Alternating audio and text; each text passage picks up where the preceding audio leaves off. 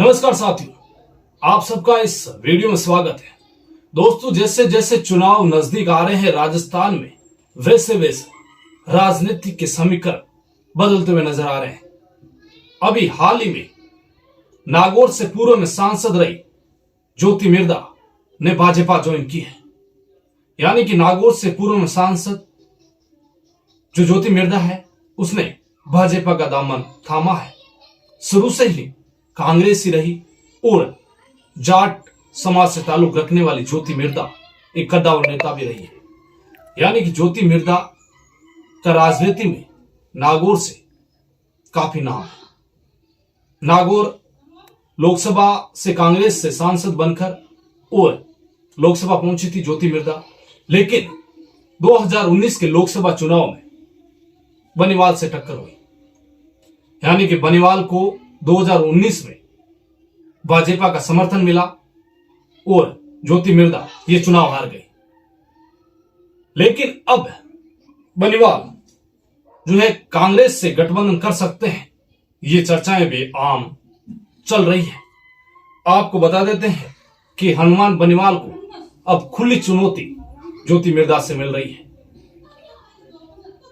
15 सितंबर को जयपुर में ज्योति मिर्धा ने कहा है कि इस बार बनीवाल मुझे नागौर से हरा कर दिखाए, क्योंकि पिछली बार तो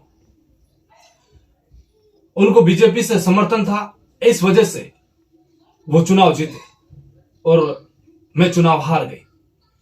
लेकिन अब जिस तरह से हनुमान बनीवाल ने ये बात कही थी कि 2019 में भी मैंने ज्योति मिर्धा को हराया था और अब 2024 के चुनाव में भी ज्योति मिर्धा की हार होगी।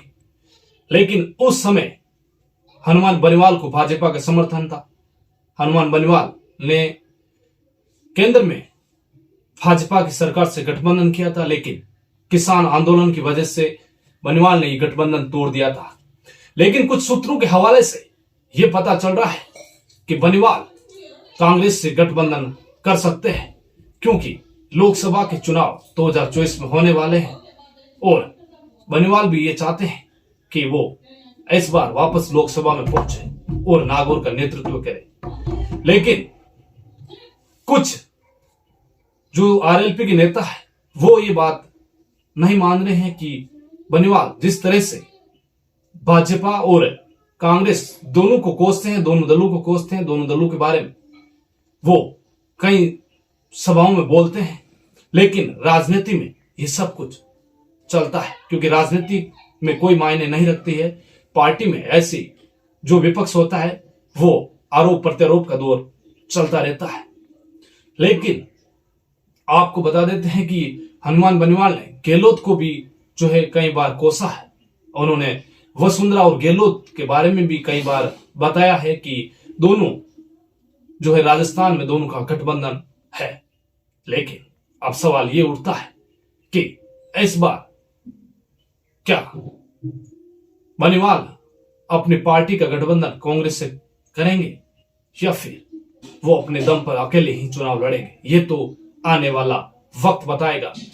वहीं कांग्रेस के दिग्गज नेता और पंजाब प्रभारी हरीश चौधरी ने कहा है कि यदि कोई सच्चा कांग्रेसी होगा तो वो बनीवाल को अपनी इस कांग्रेस में ज्वाइन नहीं करवाएगा, वो कांग्रेस से गठबंधन नहीं करेगा। यानी कि आरएलपी का कांग्रेस से गठबंधन नहीं करेगा, क्योंकि सचिन पायलट जो है वो भी हरीश चौधरी के पक्ष में नहीं है। यानी कि पायलट के बारे में कई बार हनुमान बनीवाल ने तारीफ की है कि वो भी अपनी उस, जब आपको कुछ पीछे लेकर चलता हूं, आपको पता होगा कि राजस्थान में विधानसभा में जो भूचाल आया था कि किस तरह से जो है सरकार गिरने वाली थी, उस समय भी जब बनीवाल ने कई सभाओं में यह कहा था कि सचिन पायलट यदि उनके पार्टी के साथ आते हैं तो वो मिलकर कुछ बात करेंगे। ये अंदरूनी जो है सूत्र बताते भी रहते हैं, आपको पता होगा।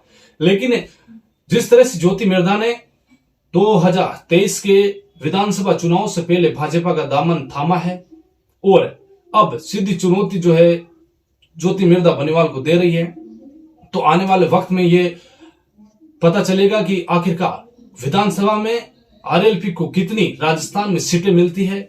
आपको बता दूं कि जो युवा सबसे ज्यादा है वो समर्थन में बनिवाल के हैं, और इसी वजह से दोनों पार्टियों के नेता भी जो है बयानबाजी नहीं करते बनिवाल के खिलाफ, क्योंकि उन्हें पता है कि युवा सबसे ज्यादा बनिवाल के पक्ष में। आपको कई रैलियों में जो है सबसे ज्यादा युवा जो है उनकी भीड़ देखने को मिलती है। तो कहीं ना कहीं इस विधानसभा के 2023 के चुनाव में देखने वाली बात होगी कि आरएलपी राजस्थान में कितनी सीटें ले आती है, और हनुमान बनिवाल क्या अपने अकेले दम पर ही जो है अपनी पार्टी के दम पर ही लोकसभा का चुनाव लड़ेंगे, या विधानसभा का जो है चुनाव लड़कर वो जो है राजस्थान में